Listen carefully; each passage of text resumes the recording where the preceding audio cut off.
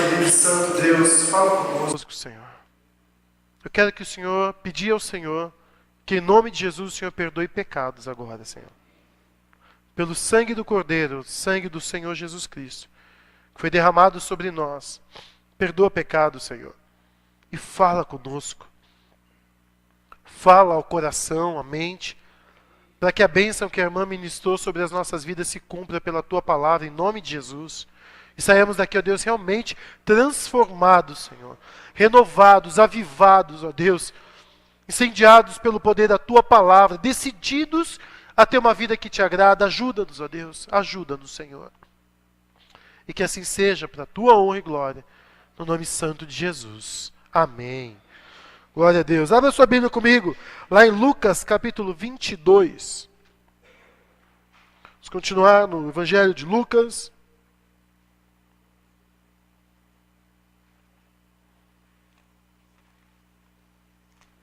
Jesus está na ceia, na última ceia, antes da sua ascensão,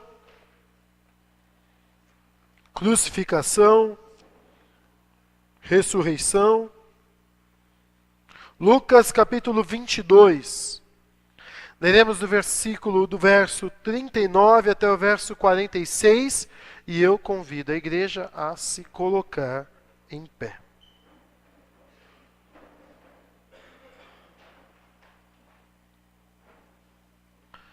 Vamos lá? Diz assim a palavra do Senhor: como de costume, Jesus foi para o Monte das Oliveiras e os seus discípulos o seguiram. Chegando ao lugar, ele lhes disse: orem para que vocês não caiam em tentação. Ele se afastou deles a uma pequena distância, ajoelhou-se e começou a orar. E dizia: Pai, se queres, afasta de mim este cálice. Contudo, não seja feita a minha vontade, mas a tua. Apareceu-lhe então um anjo do céu que o fortalecia. Estando angustiado, ele orou ainda mais intensamente, e o seu suor era como gotas de sangue que caíam ao chão.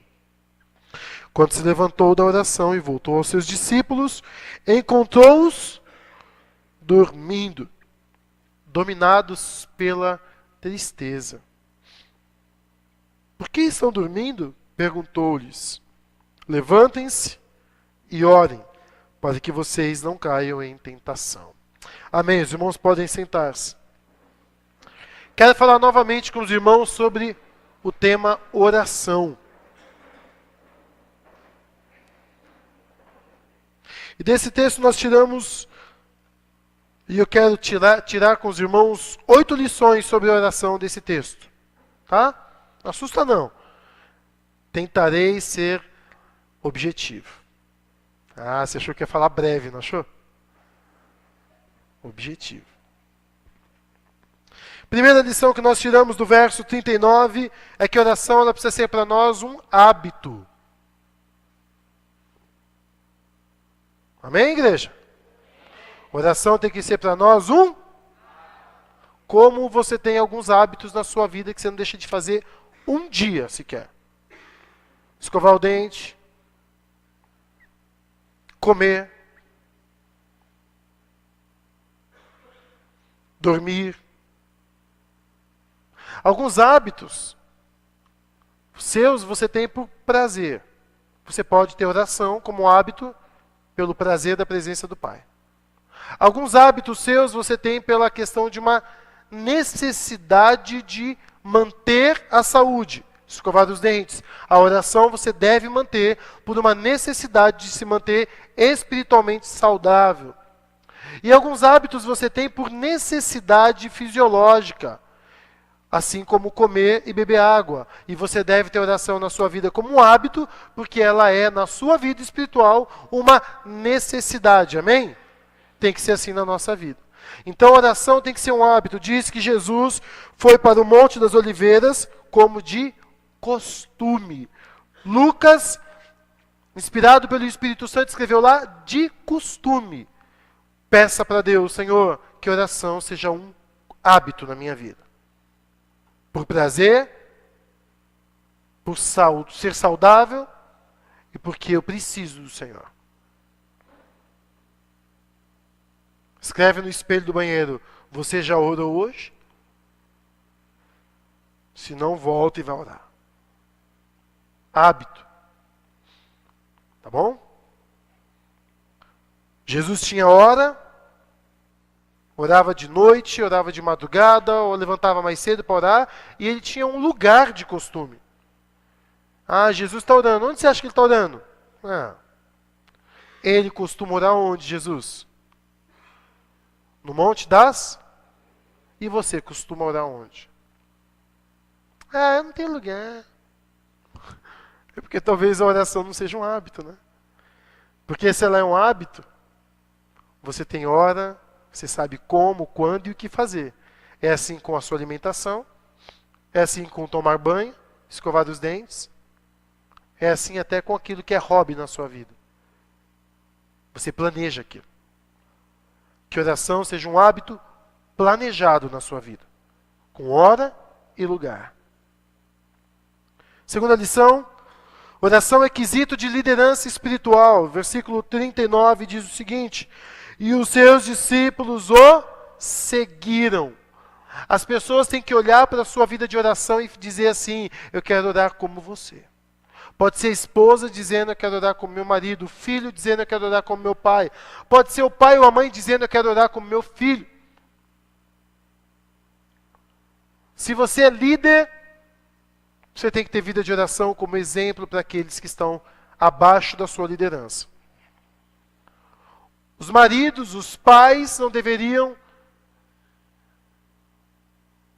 ter outros como exemplo, senão a si mesmos, para aqueles que estão abaixo dele. Os pais têm que ser exemplo de oração para os filhos. O marido deve ser exemplo de oração para a esposa. Um líder da igreja tem que ser exemplo de oração. É por isso que a gente já falou que todo mundo que é líder de departamento tem que estar no ministério de intercessão. Se não está no ministério de intercessão, tem problema aí. E não é estar o nome no ministério de intercessão, é estar participando do ministério de intercessão. Tá? Líder de departamento, tá? De bíblia infantil, louvor, assistência social. Tá? Você tem professor de escola dominical. Tem que estar na oração. Chegar mais cedo para orar. Ser exemplo em casa de oração. Imagina se o professor de escola bíblica dominical, o aluno vira para ele e fala assim: quantas vezes você ora por semana, Pro? Vai perguntar: e aí? Você tem que ser exemplo de oração. Cobrar aquilo que você faz, senão a gente começa a ninguém cobrar de ninguém. Então, oração para nós é quesito de liderança espiritual. Você é líder? Tem que orar. E os discípulos? Tem que ver. Tem que saber. Tem que querer ser igual a você. Então, oração. Por quê? Porque se nós somos líderes e não oramos, nós somos um fracasso no que lideramos. É por isso que tem tanto marido banana, fracassado, que a esposa não respeita, aí quer ganhar no grito, aí quer ganhar a liderança espiritual em casa, né? Na marra. Aí tem mãe que não tem paciência, que não educa o filho, só bate, grita. Por quê? Porque não tem uma liderança espiritual, não tem uma vida espiritual. Aí acontece o líder da igreja, dos departamentos, que faz tudo de qualquer jeito. Por quê? Porque não tem vida espiritual. Ela é um quesito, a oração, para a gente ser bem sucedido no nosso ministério. Jesus, que era o Filho de Deus e é o Filho de Deus, dependeu do Pai o tempo todo para ter sucesso no seu ministério. Quanto mais nós, líderes, como nós queremos ter sucesso em alguma área, se oração não é a base da nossa vida? Amém? Vamos orar, gente. Vamos fazer de oração um hábito. Como eu sonho com seus filhos abrindo a porta e te vendo de joelhos. Com seu marido abrindo a porta e vendo você ajoelhada, seu pai, sua mãe te vendo ajoelhado. Você que é líder aqui dentro da igreja, o seu liderado, do adolescente, da criança, do ministério que for, tem que ver você ajoelhado antes do culto começar. Você que é líder de departamento tem que chegar antes para orar junto com o Ministério de Intercessão. É uma vergonha ter gente lá orando e você aqui batendo papo. Não, eu sou líder de ministério, mas por que não está lá orando? Dando exemplo para as pessoas que estão abaixo do seu ministério. Tem que estar lá. Aí você vai descer e falar assim, pô, você é do meu ministério e não está orando por quê? Não chegou antes para orar por quê? Não é assim, gente. É assim que tem que ser. Porque se tem uma igreja que vence, é a igreja que ora. Quer ser uma igreja que perde? É a igreja que não ora. Charles Spurgeon, eu postei lá no Face, uma frase que espero nunca mais esquecer. Se você for fraco na sua comunhão com Deus, você vai ser fraco em tudo. Terceiro, oração é a chave da vitória. Verso 40 diz, chegando ao lugar, ele lhes disse, orem para que vocês não caiam em tentação. Não tem crente que está tendo uma vida relapsa, negligente, fraca em oração e que está vencendo. Não existe. Não existe.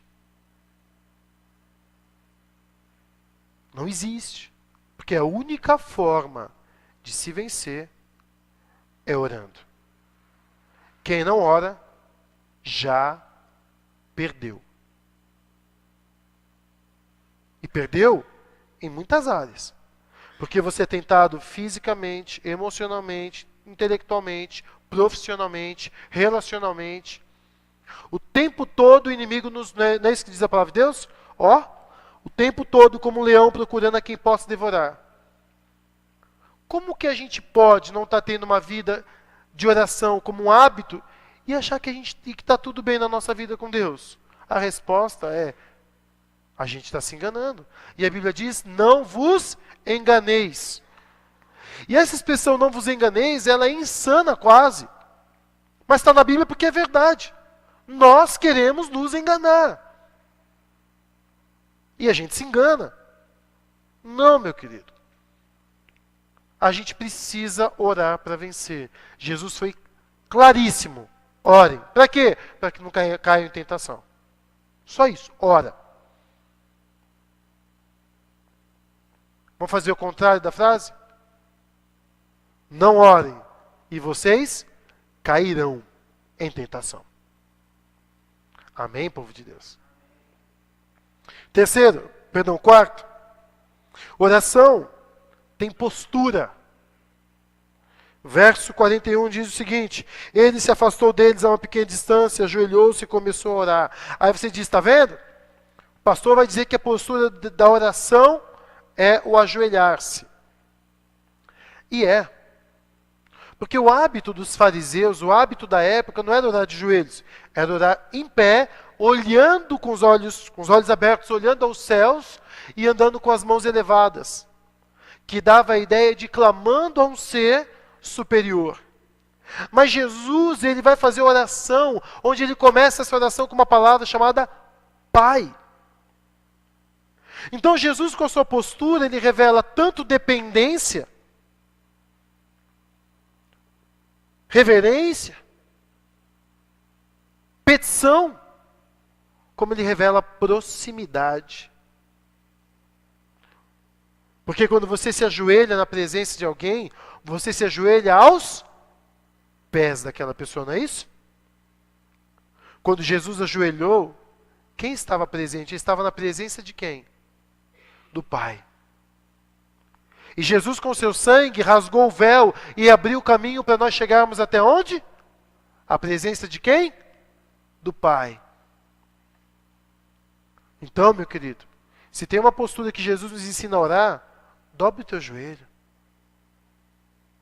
Reverencia o Pai que está na tua frente. Você está na sala do trono e o rei é o teu Pai.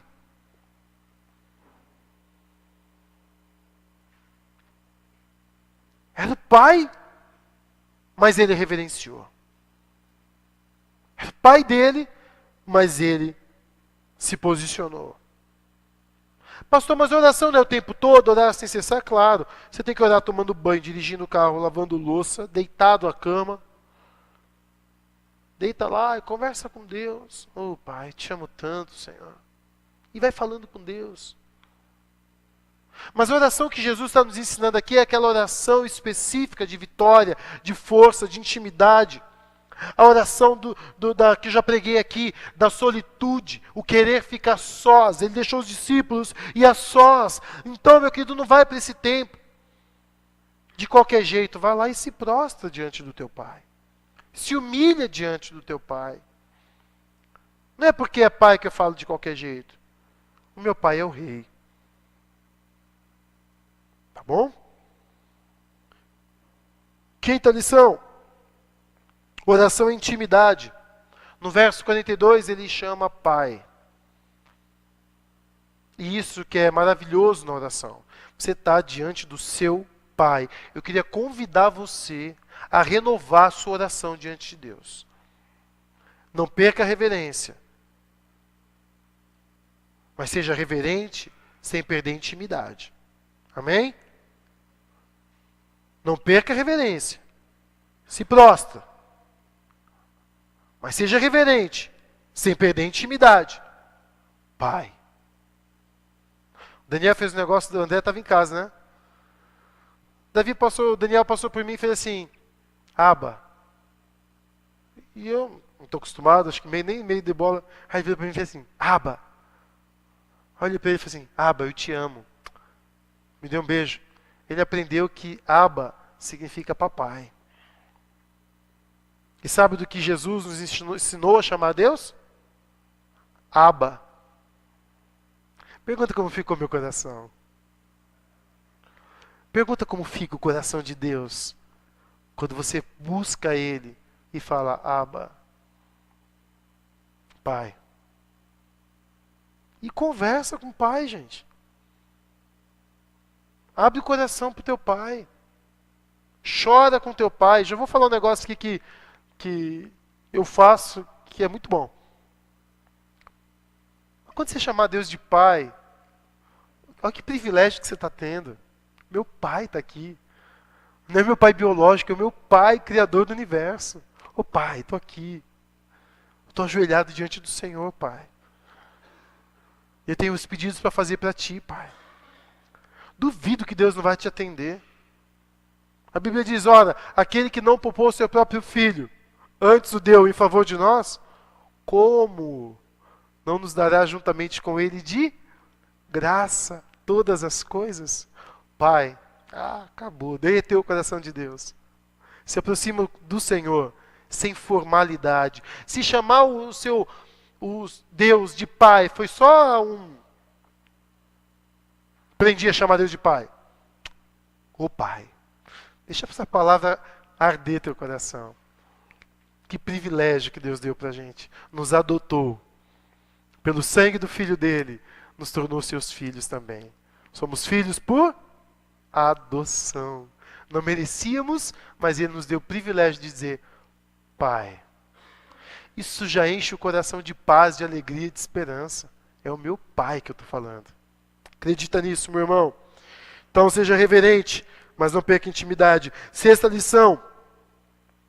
Seja dependente e submisso a Deus. É o teu Pai. Mas ele não é um Pai que mima. É o Pai sábio e soberano. Que sabe o que é melhor para você. Não adianta fazer beicinho para Deus que não cola. Deus é muito melhor do que eu sou como pai. Mas eu estou quase lá. Porque beicinho não me comove. Ai, pai, deixa. Aí é que eu fico. Porque eu sei que está querendo manipular, né? Deixa, pai, só mais um pouquinho, pai. Da vizinha, né? E ele vem com aquela carinha lá. Comigo às vezes cola, porque a gente é humano, né? Então não dá. Aí vem com aquela carinha, tá? Hoje, né? Fui levar ele para a escola. Vai, Davi, desliga esse videogame aí. Ô pai, só mais 3 minutos. Falei pra ele, então, 3, hein? Tá bom. Aí passou uns 10, né? Desliga, Davi. Tá bom, pai. Puf, desligou. Quando ele falou 3 minutos, aguentei. 3 minutinhos, tá bom. Agora, vai ter vezes que você vai chegar para Deus e vai chorar. Vai dizer, Deus, por quê? E aí Deus vai falar o que nós ouvimos numa igreja uma vez. Filho, você não está entendendo nada agora, mas um dia você vai entender. Não é? Então faz o que eu estou falando. Mas por quê? É só mais 5 minutos? Não. É só mais um pedaço de bife? Não. Deus, o melhor para mim é isso. Por isso você precisa chegar diante dele e falar, Pai. Porque o Pai sabe o que é melhor para o seu filho. E se Deus não está dando o que você pede, você tem que ser submisso e dependente. Jesus chega para ele e fala, Pai, se possível for, afasta de mim este cálice. A palavra cálice é preço. É como se tivesse, Pai, tem um outro jeito. Que o propósito ele já sabia. Mas não seja feita a minha vontade. E sim, a sua. De onde vem a força para Jesus orar isso, sabendo que era coroa, socos, cuspe, humilhação, cruz? Na palavra Pai. Então, meu querido, seja reverente, desfrute da intimidade, mas nunca deixe de expressar a sua confiança através de palavras que expressam que você é dependente e submisso a Ele. Se o Senhor quiser, Deus. Se o Senhor quiser. Se for para a tua glória. Se o Senhor não quiser, amém, Deus. Eu confio em Ti. Para mim o ideal era não perder, mas se o Senhor está falando para perder, eu perco. Para mim o ideal, Deus, não era ter essa enfermidade, mas se o Senhor está fazendo, e eu não estou dizendo com essas palavras que é simples. Como nós vamos ver que não era simples o que Jesus passou, mas ele teve capacidade espiritual de dizer, faz, Pai. Se possível for, mas se não for, faz a tua vontade. De onde vem essa força? De uma vida de oração. Não daquela oração que eu faço um desespero. A oração do desespero de quando eu nunca oro é quase chacoalhando Jesus, como os discípulos no barco, falando, acorda, estamos morrendo. Jesus falou, para com isso. Essa oração do desespero eu não quero. Tem que ser oração de um crente que constantemente está orando. E por causa disso ele confia no Senhor e fala, Pai, quantas provas eu tenho? Eu confio no Senhor. Então, seja dependente e submisso. E aí, meu querido, esse tipo de oração vai trazer para nós a 7ª lição. Que, guarda o que eu vou dizer. Pessoas que têm vida de oração desfrutam de experiências sobrenaturais. Ai, mas Deus não fala comigo. Ai, mas isso que aquele irmão falou nunca aconteceu comigo. Ai, a pessoa falou que viu, mas comigo nunca aconteceu. Chega para esse irmãozinho e fala assim, quantas vezes você ora por semana? Como é a sua vida de oração? Aí você vai ver por que ele teve experiência com Deus e você não. A sua oração de vez em quando é meia boca, é rápida, é com o celular tocando, não tem preço pago, ora quando dá, só intensifica quando as coisas estão pretas, aí ora. Você acha que você vai ter algum tipo de experiência? Pastor, por que você está falando de experiência? Porque Jesus viveu uma experiência. A Bíblia diz que Deus enviou um anjo para consolar Cristo. Olha o que diz lá o verso. Apareceu-lhe, verso 43, apareceu-lhe então um anjo do céu que fazia o quê? Você acha que fortalecer é só tomando Vitergan Master? Como que é aquele de A a Z? Centrum? Academia? Precisa fazer. Também não vem com dor na coluna e fala, Deus me cura. Não, filho.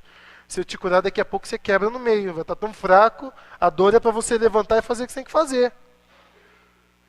Mas acha que Deus tem que fazer tudo. Não, mas Deus renova a nossa força? Renova ou não renova? Agora eu estou para ver o crente que já sentiu isso. A força que vem do Senhor. A palavra de Deus diz, os que esperam no Senhor, que Jesus fez, renovam suas forças. Correm e não se cansam, caminham e não se fadigam. Porque eles esperam no Senhor. Aí Deus enviou um anjo. Eu não sei o que esse anjo fez. Eu só sei que ele fortaleceu. Talvez esse anjo tenha sussurrado aos ouvidos de Cristo as palavras vindo do trono do Pai. Palavras de ânimo, né, André? Me falando com o André hoje sobre palavras que geram ânimo na outra pessoa. O André hoje viveu uma experiência interessante. Ele encontrou uma pessoa que estava caída, aí ele falou palavras de ânimo, a pessoa ficou erguida. E eu nem vou dizer que tipo de palavra de ânimo que foi. Porque não foi palavra de ânimo de, você vai sair 10. Foi palavra de ânimo do trono. Por que está chorando? Levanta e marcha. Foi mais ou menos assim, não foi? A pessoa levantou. Não estou dizendo que o anjo falou assim com Cristo. Mas Cristo, daquela experiência, foi fortalecido, talvez um abraço. Já foi comprovado que abraço renova o físico. Quando você abraça uma pessoa, você transmite para ela força. Ela se sente protegida, amada. E eu falo para vocês experiência. Por causa da minha história, já senti muito vazio na vida, tristeza, solidão. Não solitude, solidão. Quantas vezes ajoelhado, chorando, e falava, Deus, me abraça. Me abraça. E eu sentia a paz de Deus.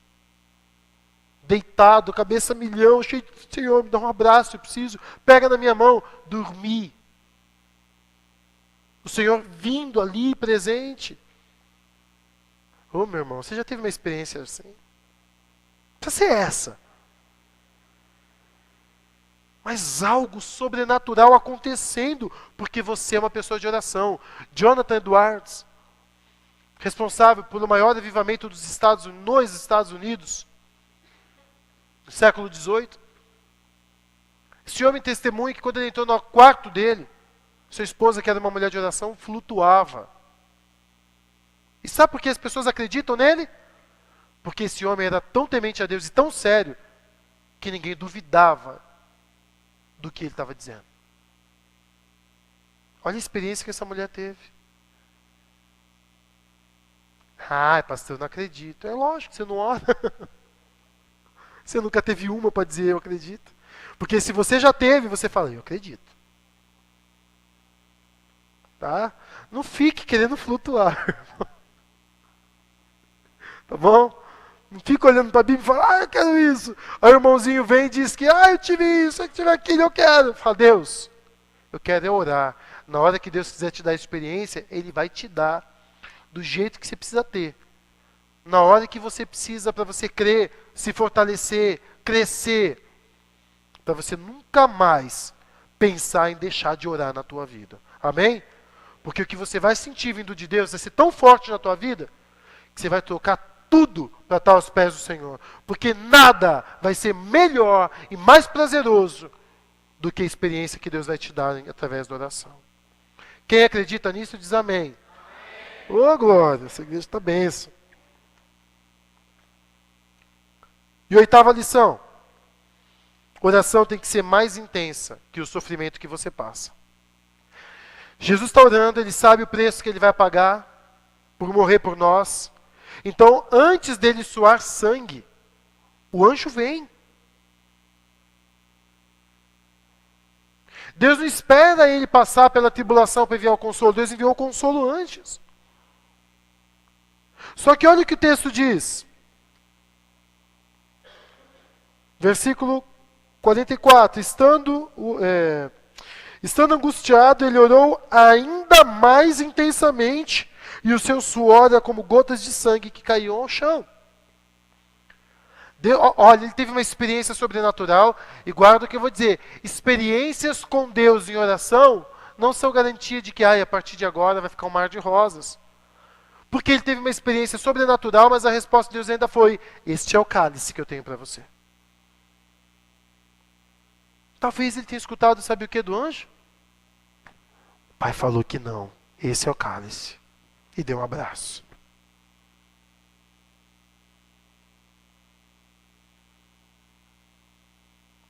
Fortaleceu, mas eu sei que depois que o anjo veio, ele ficou mais angustiado ainda. Normal. Deus, homem. Amém? E venceu como?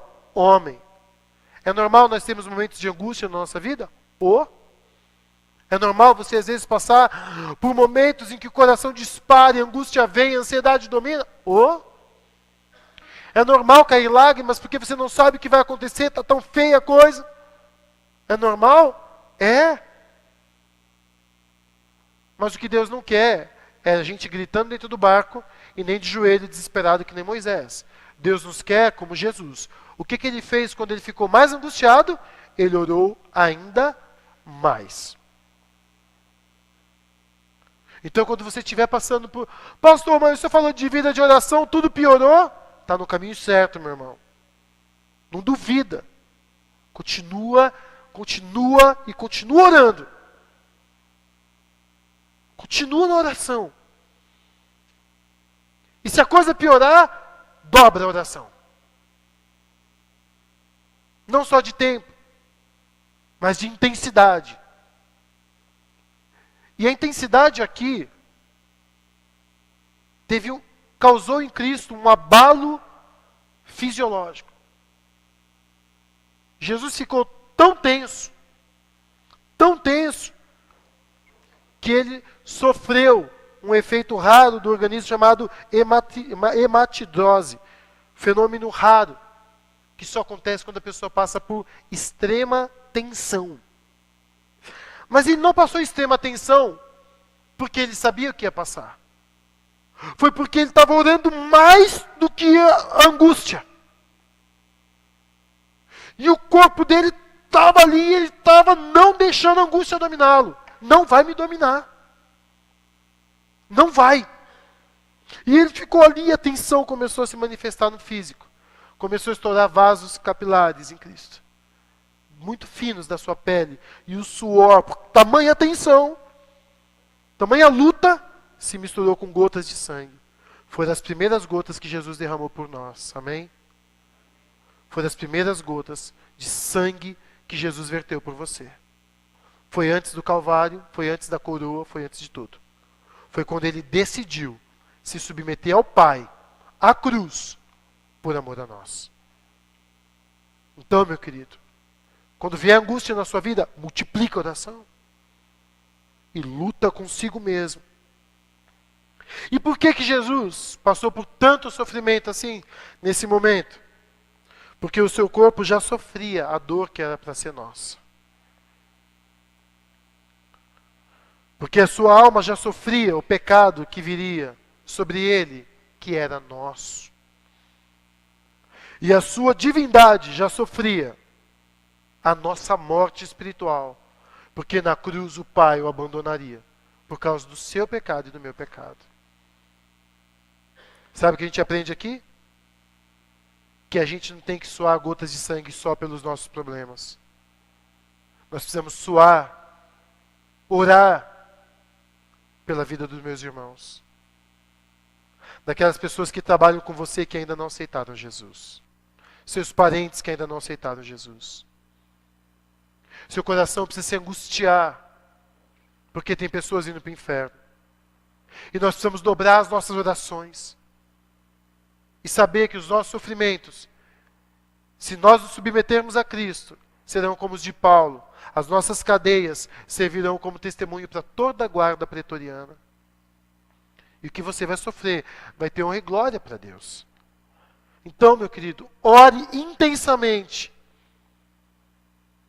Mas que não seja só pelos seus problemas, pelas suas finanças, pela sua enfermidade. Ora para se submeter a Deus. E ora pela vida do próximo, que está indo para o inferno. E precisa de Cristo Jesus.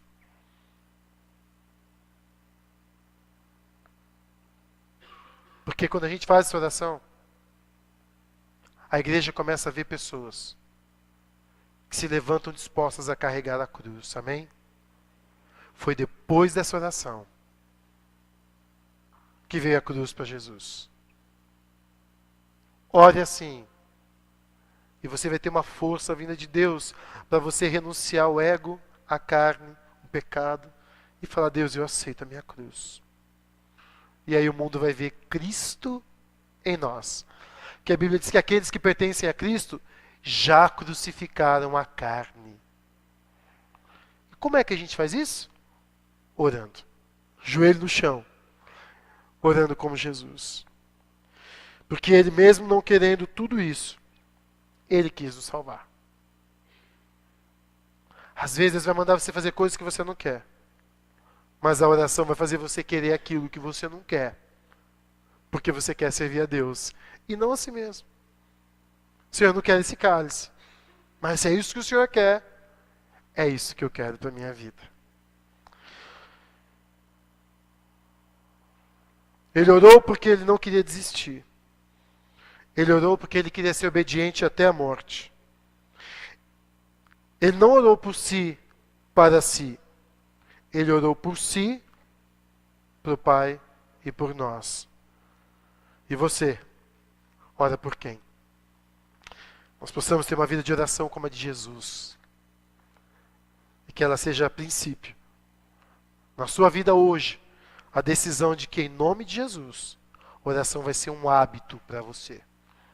Um hábito de vitória, um hábito de experiência, um hábito, meu querido, que vai fazer as pessoas verem Jesus Cristo na sua vida. Quem ora, vence. Quem não ora, já perdeu. Vamos ficar em pé, nós vamos orar ao Senhor.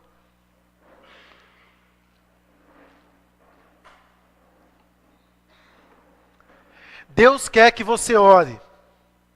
Se você quer orar, diz amém. Vamos pedir isso ao Senhor, feche teus olhos e peça isso ao Senhor. Diga, Deus, eu quero orar mais. Se você quer orar mais, diz isso ao Senhor agora. É o Pai. Papai, eu quero orar mais. E eu queria que você dissesse diante do teu Pai o que hoje tem impedido você de orar mais. Confessa isso ao Senhor.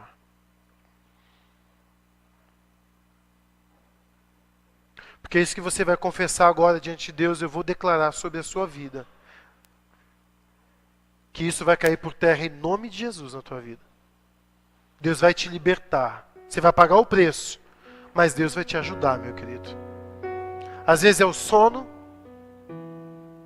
às vezes é a ansiedade do dia a dia, casa, trabalho, coisas por fazer.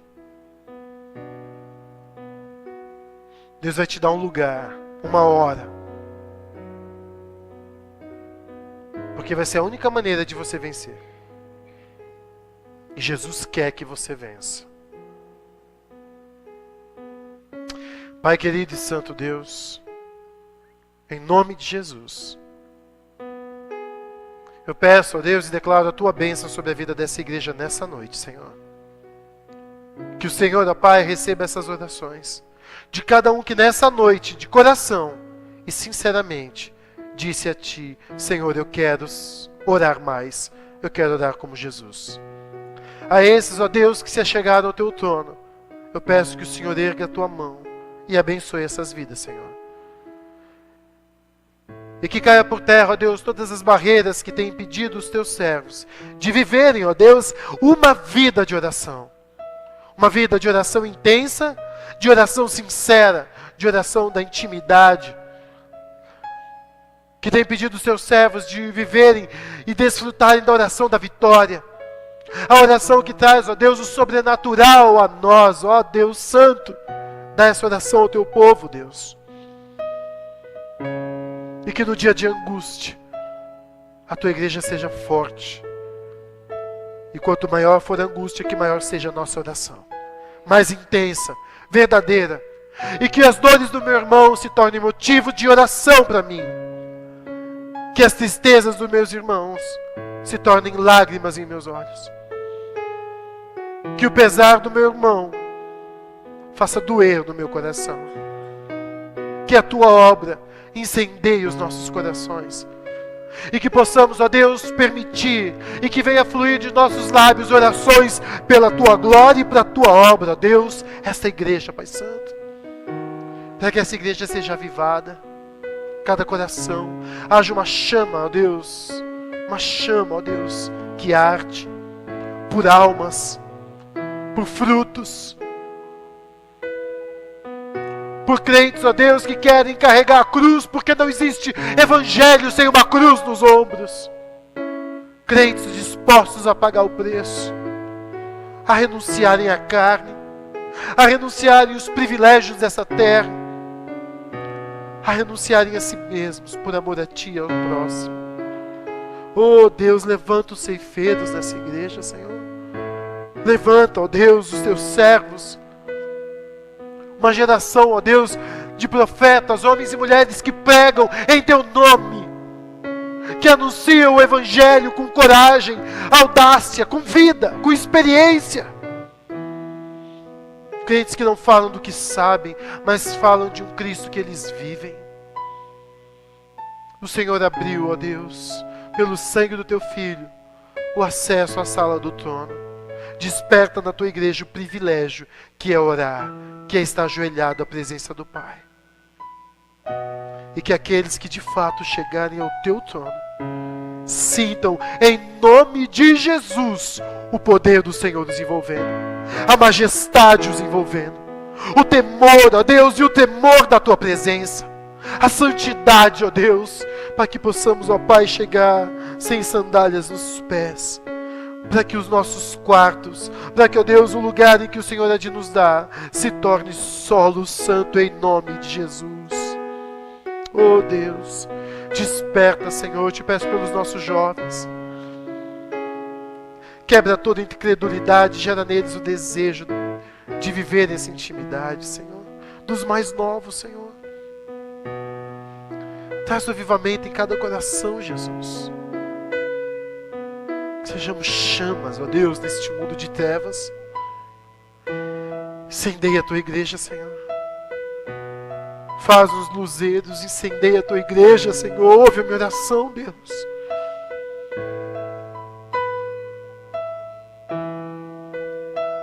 Eu te agradeço pela vida, Deus, de cada intercessor que o Senhor tem levantado nessa igreja. De cada um desses que tem feito da oração um compromisso de vida, de ministério. E eu quero, Deus, pedir que o Senhor abençoe a vida do Teu servo Lelis e da sua família, Deus, em nome de Jesus. Que o Senhor o cerque, que o Senhor, Deus, o proteja, Deus, a cada dia, Senhor. Continua usando a vida do Teu servo, falando com ele e através dele, Senhor. Guarda a sua esposa e as suas filhas. Guarda o seu coração e que ele descanse em Ti. Que essa igreja, ó Deus, ore pela vida do Teu servo e por esse ministério que o Senhor deu como base da vitória, como base de todos os outros ministérios. Deus, eu peço por cada líder aqui nessa noite. Um pai, uma mãe, um líder de departamento, um chefe. Ó Deus, que possamos, ó Pai, entender que não teremos vitória nem sucesso sem intimidade com o Senhor como prioridade, Pai Santo. Que cada líder aqui, ó Pai, seja compromissado, ó Deus, na intimidade contigo, para que possamos ter vitória. Pai, e para terminar eu queria te pedir, por cada um que tem, ó Deus, sido derrotado na tentação, que eles tenham encontrado nessa noite a resposta da vitória. Seja na ira, seja na cobiça, seja na ganância, na mentira, no vício, na imoralidade, seja a área que for, Senhor, que aqueles que estão perdendo nessa noite, em nome de Jesus, se tornem, através da oração, vencedores para a Tua honra e para a Tua glória. Eu abençoo a Tua igreja e desejo, ó Deus, que o Senhor dê a cada um de nós uma semana de glória e graça diante do trono, ajoelhados e vencendo, Senhor, porque quem ora já venceu. E que a graça e a paz do nosso Senhor Jesus Cristo, o Teu amor, ó Deus, que é o nosso eterno Pai, que a comunhão e a consolação do Teu Espírito Santo esteja, Senhor, sobre a vida de todos nós, hoje e até o encontro com o Senhor Jesus. E a igreja diz: glória ao nosso Deus, amém? Uma salva de palmas ao Senhor.